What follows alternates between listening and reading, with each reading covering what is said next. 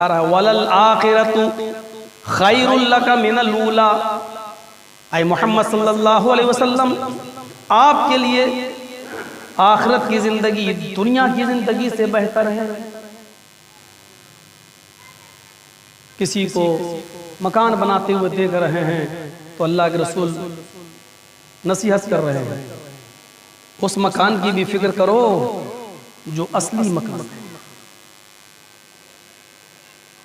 مکان بنانا کوئی بری چیز نہیں ہے، اللہ نے دولت دی ہے تو اس کو وَأَمَّا بِنِعْمَةِ رَبِّكَ فَحَدِّثْ، اس کو ظاہر کرنا کوئی بری چیز نہیں ہے، لیکن اللہ کے شکر کے ساتھ اپنی آخرت کو یاد کرتے ہوئے۔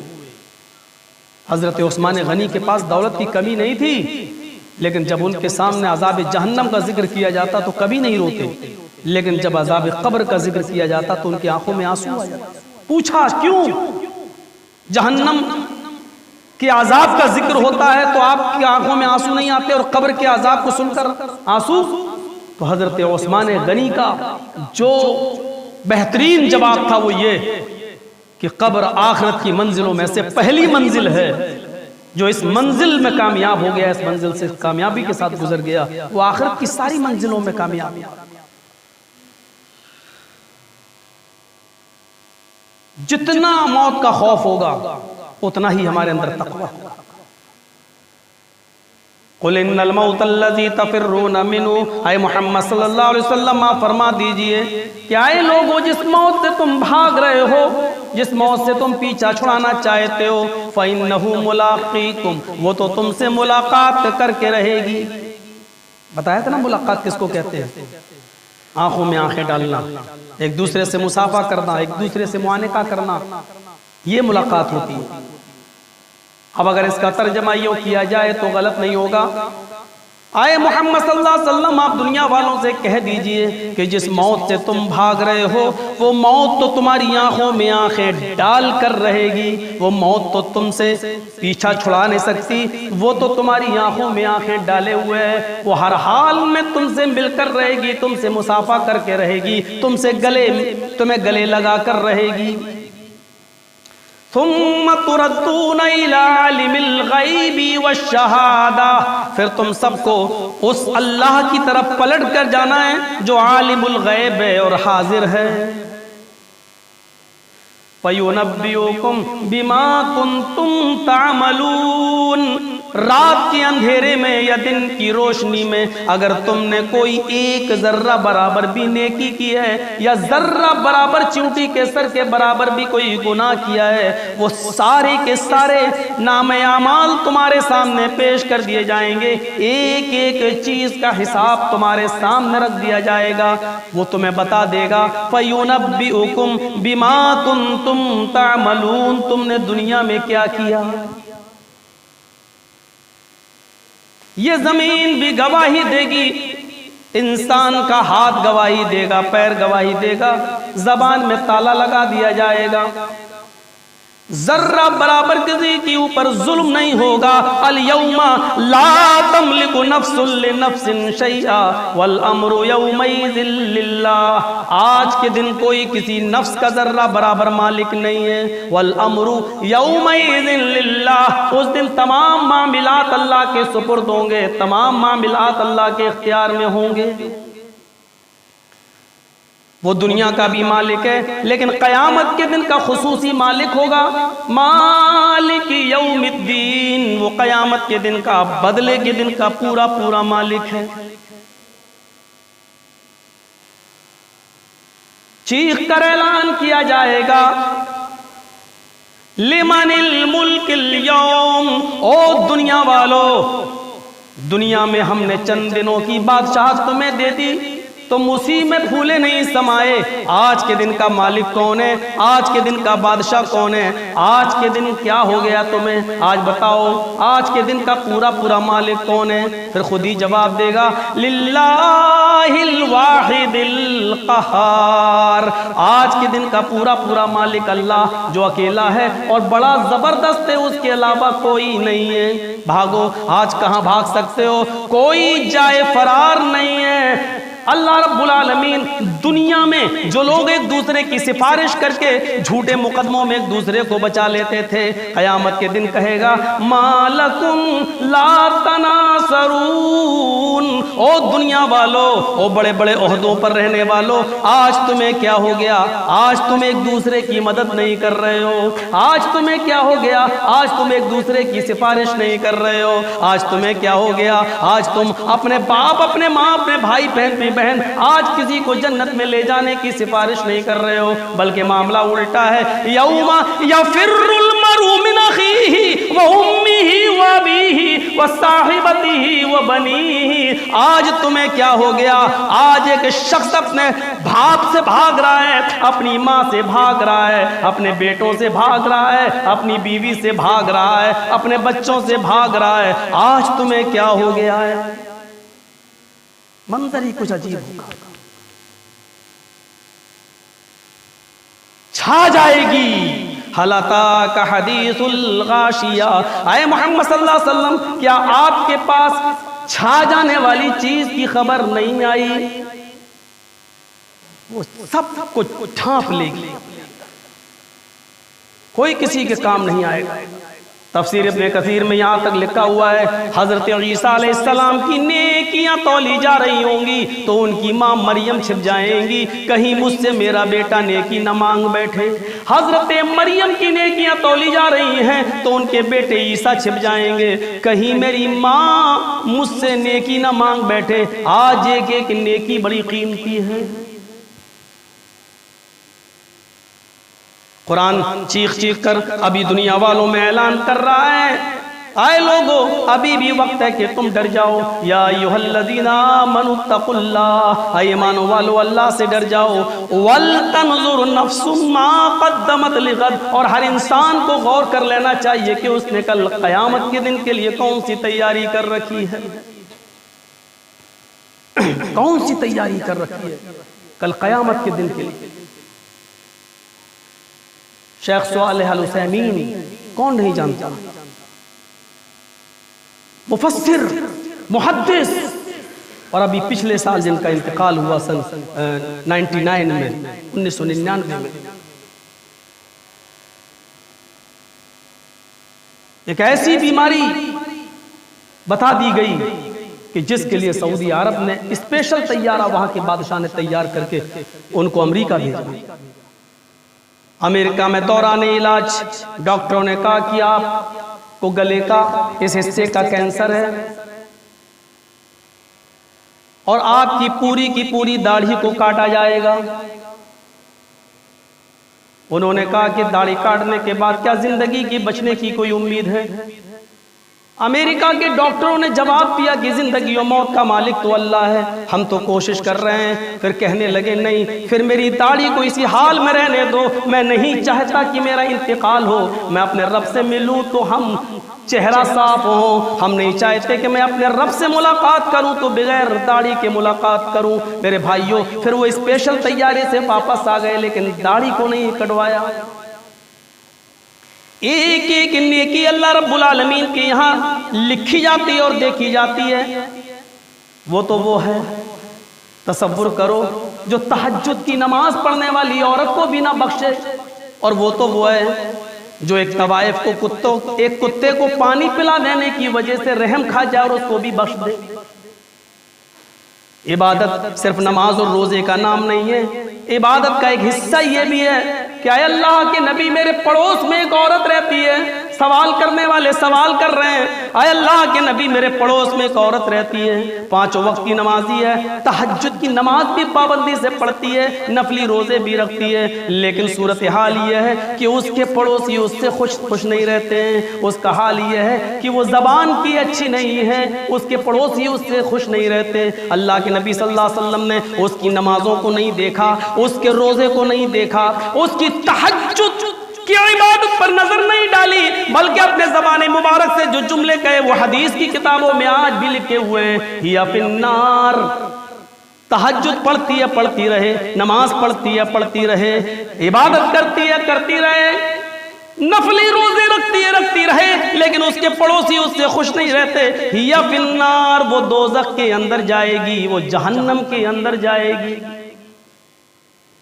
پوچھنے والے صحابی روکے نہیں. اے اللہ کے رسول، ایک عورت ایسی بھی ہمارے محلے میں رہتی ہے، ہمارے قبیلے میں رہتی ہے، جو 5 وقت کی صرف نماز پڑھتی ہے، وہ رمضان کے صرف فرض روزے رکھتی ہے، وہ تہجد نہیں پڑھتی ہے، نوافل کا اہتمام نہیں کرتی ہے، اور وہ دوسرے مہینوں کے نفلی روزے بھی نہیں رکھ پاتی ہے، لیکن اس کی زبان سے پھول برستے ہیں، اس کے پڑوسی بھی خوش رہتے ہیں، اور سارے لوگوں سے وہ بڑی اچھی طریقے سے بات کرتی ہے، اس کی زبان سے کسی کو تکلیف نہیں پہنچتی ہے. آپ نے اس کی کم عبادت کو سنا، آپ نے کہا ٹھیک ہے، یا فی الجنہ، وہ عورت جنت کے اندر داخل ہوگی. ہمارے ہاں جنت اور جہنم کا معیار نماز اور روزے کو سمجھا جاتا ہے، حقوق العباد کو نہیں. دیکھنا پڑے گا ہمیں اور آپ کو.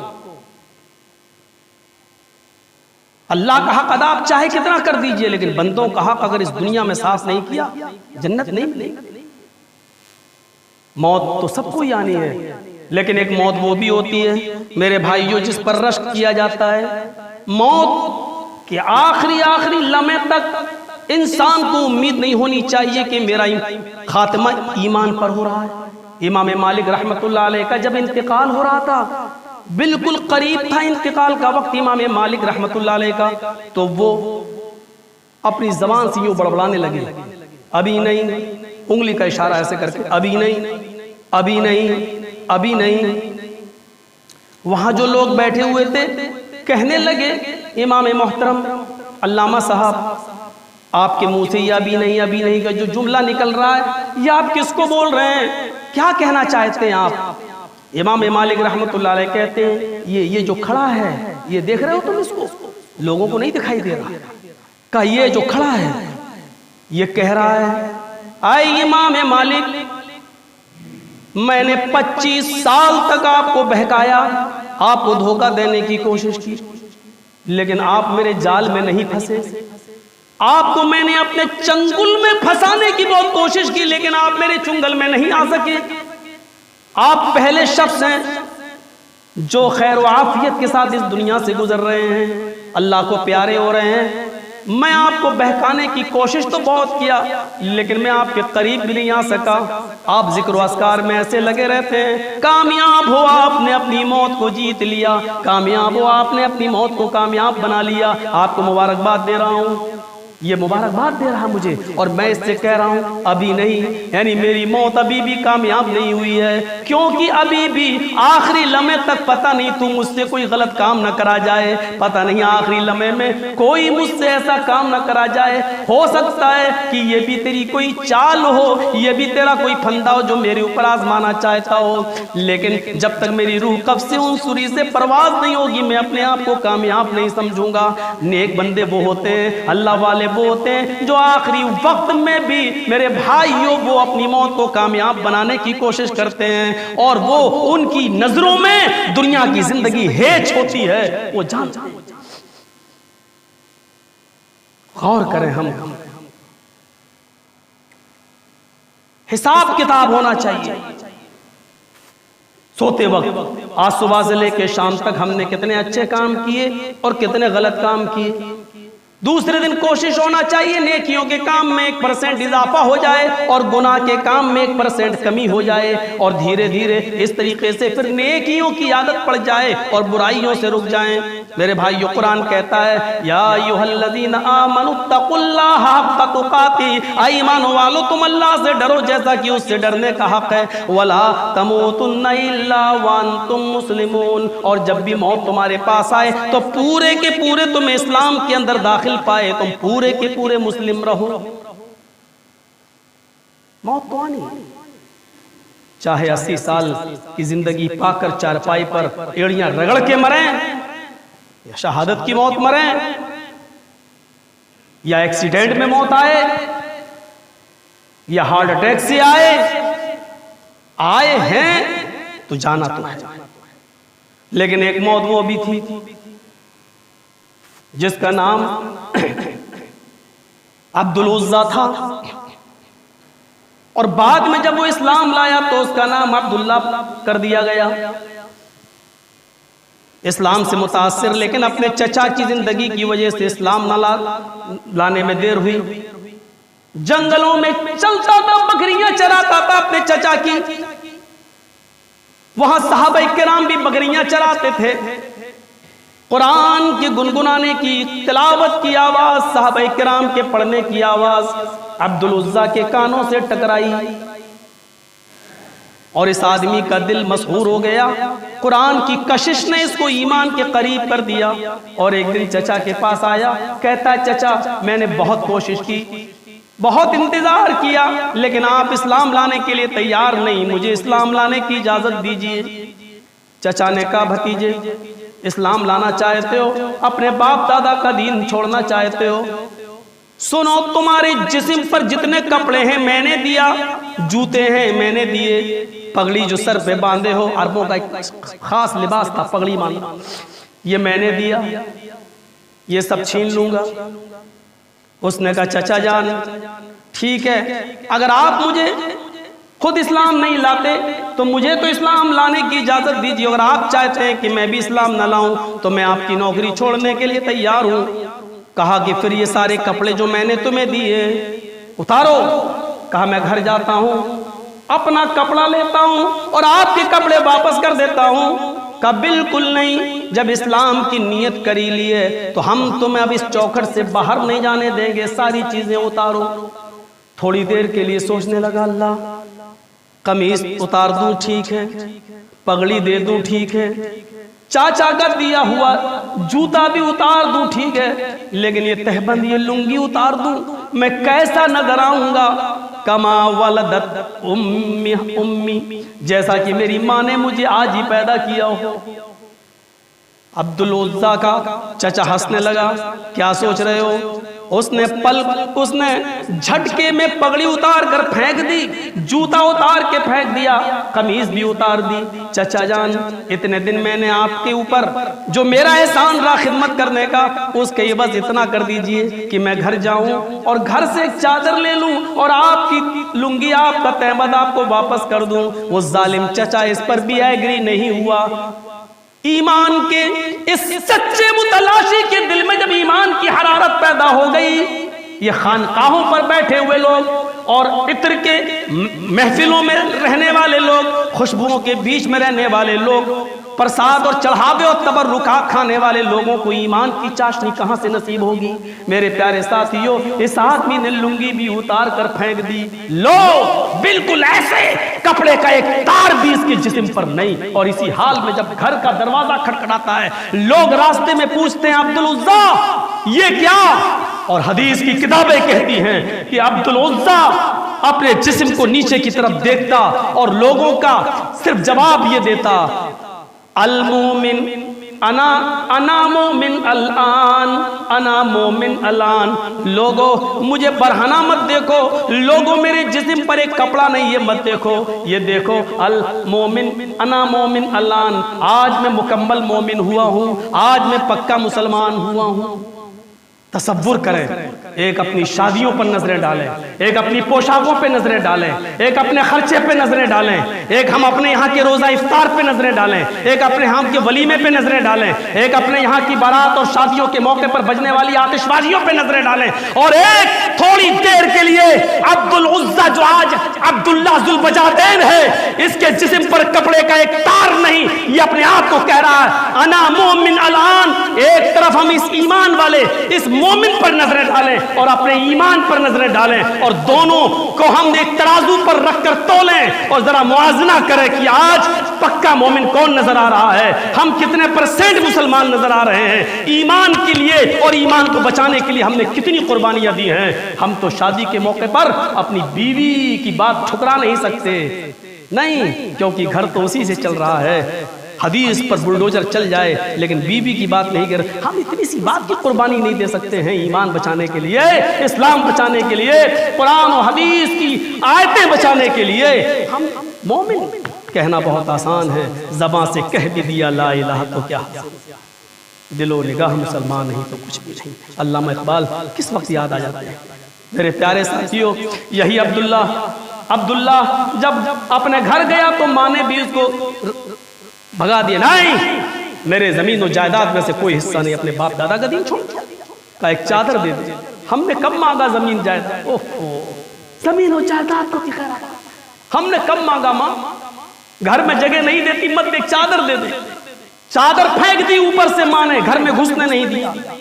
اس حال میں مدینہ، مکے سے مدینہ پیدل، آدھی چادر پھاڑی اپنے جسم سے باندھ لی، آدھی چادر جہاں نیند لگتی وہیں بچھا لیتا اور سو جاتا۔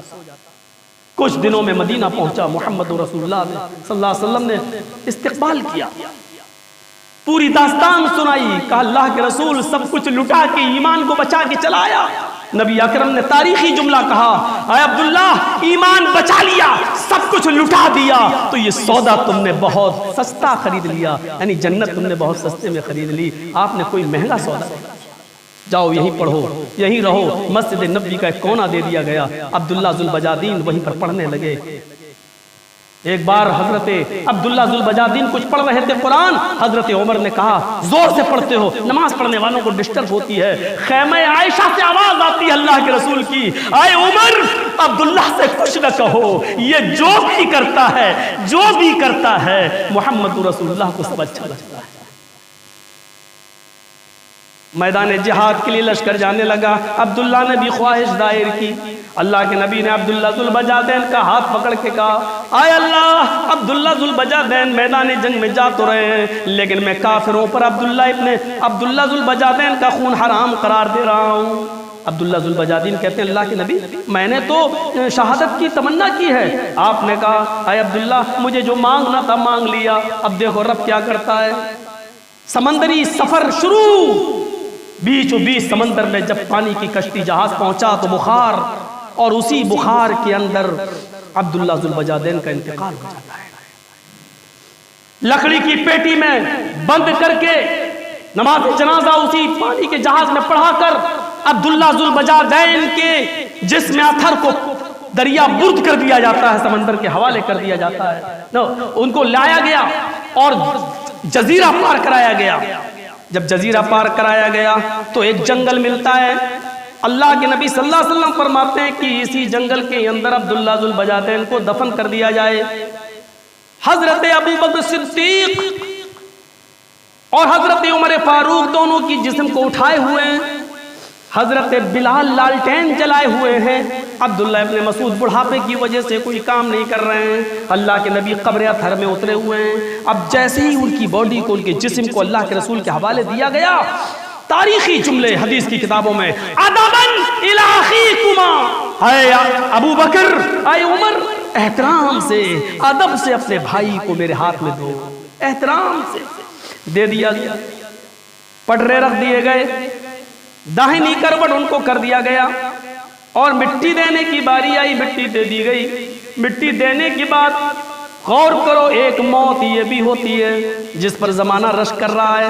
اللہ کے نبی نے اسی قبر پر کھڑے ہو کر جو جملے کہے، ان جملوں کو ذرا سنیے۔